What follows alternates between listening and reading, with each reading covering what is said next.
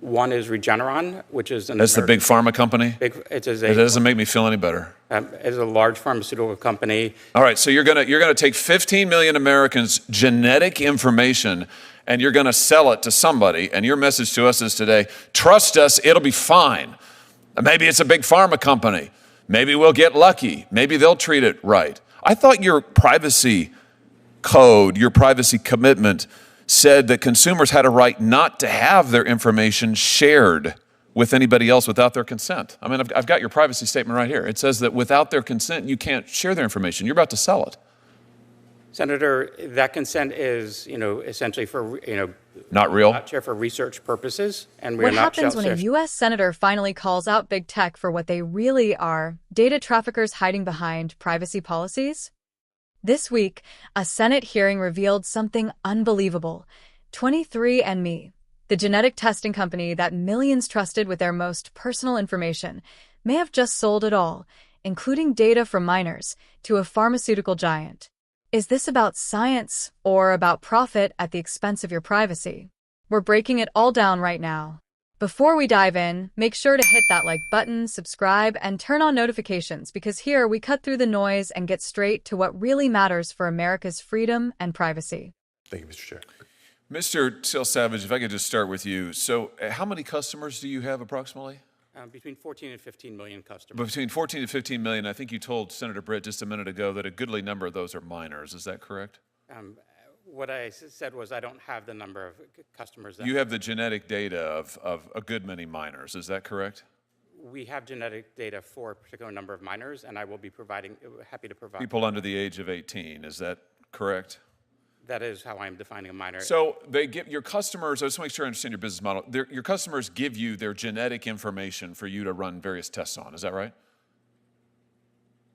Yes, that is correct. And I mean, that's pretty sensitive stuff, isn't it? Somebody's genetic information. Is there anything more personal than that? I would agree with you, Senator, that genetic data is sensitive information. And so now you're just going to sell all of it? 15 million people, bunches of kids, maybe millions. It's just going to be sold in the open market? As Senator, the good news, as I mentioned, is that the two bidders or buyers for the company, one is Regeneron, which is That's the Big Pharma company? It doesn't make me feel any better. It's a large pharmaceutical company. All right, so you're gonna take 15 million Americans' genetic information and you're gonna sell it to somebody, and your message to us is today, trust us, it'll be fine. Maybe it's a Big Pharma company. Maybe we'll get lucky. Maybe they'll treat it right. I thought your privacy code, your privacy commitment said that consumers had a right not to have their information shared with anybody else without their consent. I mean, I've got your privacy statement right here. It says that without their consent, you can't share their information. You're about to sell it.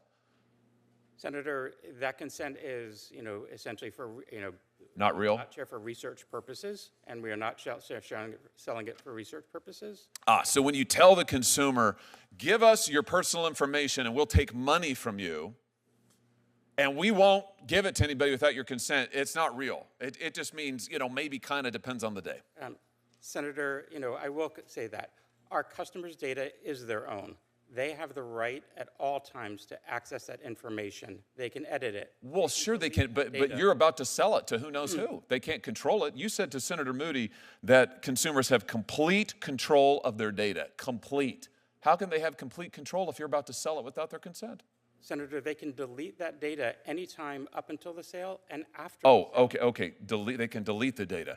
Have you fixed the ability of customers to go on your website and delete it? Because right after you announced your sale, your deletion page went down. I hold in my hand here an article from the Wall Street Journal. 23andMe's site goes down as customers struggle to delete their data. Can they even get onto your site to delete their data? They can, Senator. And you fixed this? That was an issue that, yes, we fixed immediately after. It's up and running now? Customers can go on? Customers can go on and they can delete their data. What happens when they go onto your site to delete their data? When a customer logs into their account at 23andMe, they go to their settings page, and there's a section there where just click delete my data. It confirms that they want to delete their data, and it's deleted automatically. Is that true? Let's take a look. Okay. When they go onto your page, they get an opportunity. It says permanently delete the data. So they click the button that says permanently delete the data, and then they get a notification that says your account is no longer accessible. How do they know if they can't access their account anymore? How do they know their data's been deleted?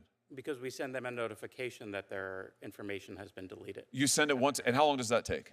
Our policies state that, we will delete their data within 30 days, and in most cases, it is automatic and happens much quickly. And when you deleted it, it's deleted. It's gone forever. All the genetic data is deleted forever, and yes. Really? Because that's not what your privacy statement says in the fine print. Let's read it. What your statement says is, we retain personal information for as long as necessary to provide the services and fill the transactions you have requested, to comply with our legal obligations, resolve disputes, enforce agreements, et cetera, et cetera. And then it goes on, 23andMe and or our contracted genotyping laboratory will retain your genetic information even if you choose to delete your account. Senator, 23andMe, it does not retain any genetic information regarding the consumer once they delete their account. We do. It says right here that you will retain genetic information, including date of birth and sex, even if you choose to delete your account. This is your privacy policy. I'm just quoting from it. Senator, to the best of my knowledge, we do not maintain any genetic information. It says even if you choose to delete your account, we will retain your genetic information, date of birth and sex, even if you choose to delete your account. There is some information that we do retain, such as, but not related to the genetic information. Right. But that, such as name, email address, Oh. and other. So even if you delete the account, you retain their name, you retain their email address, you retain their date of birth, you retain their sex, and you retain their genetic information, even if they choose to delete your account. So in other words, don't talk to your suit behind you, talk to me. He's not testifying, you are. You do not allow consumers actually to delete permanently their data. And when you said a minute ago to Senator Moody, at all times consumers have complete control of their data, that's just not true, is it? By the terms of your own agreement, that just is not true.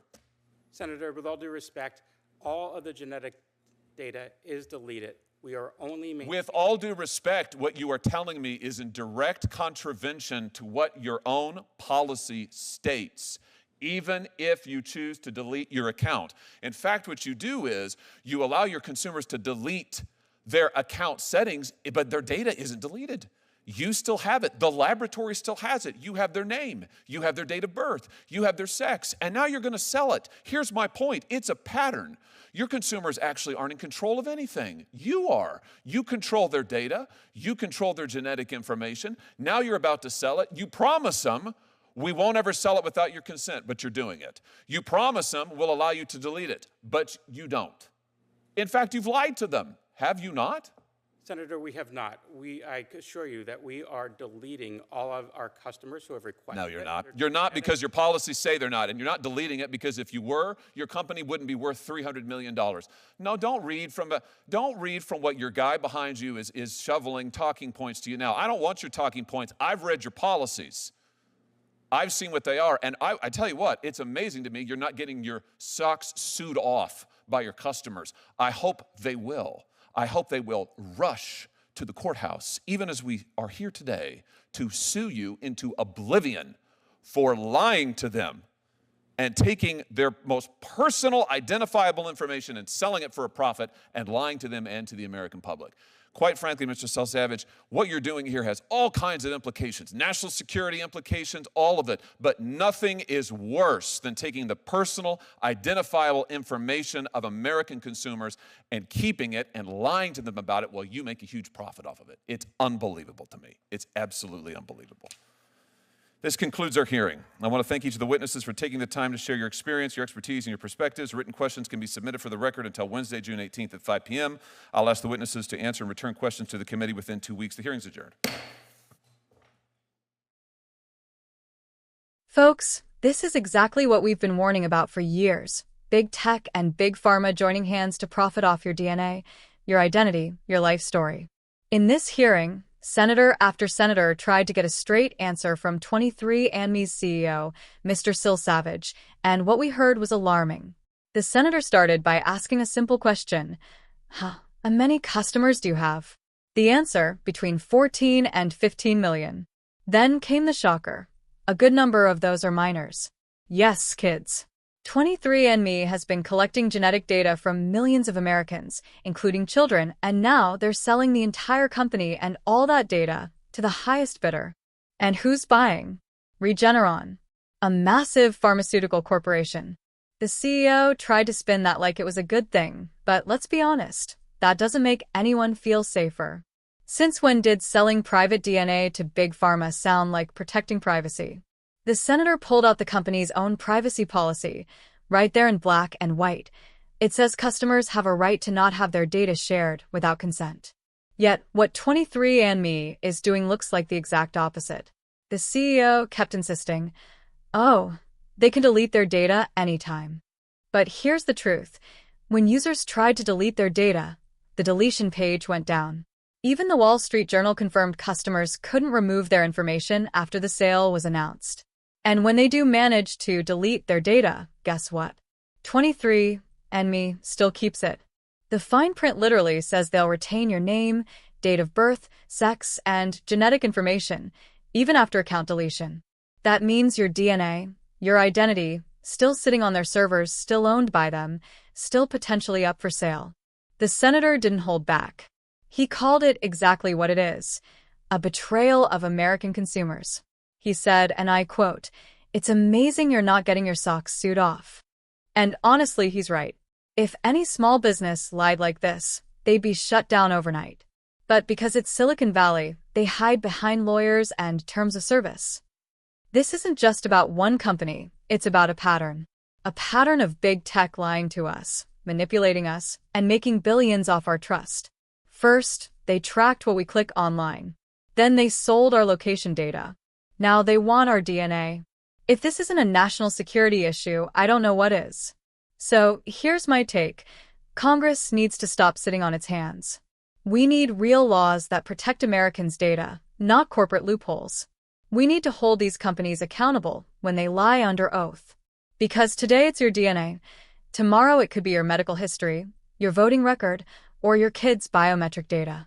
This is about privacy, freedom, and control. The American people deserve better than being treated like digital livestock.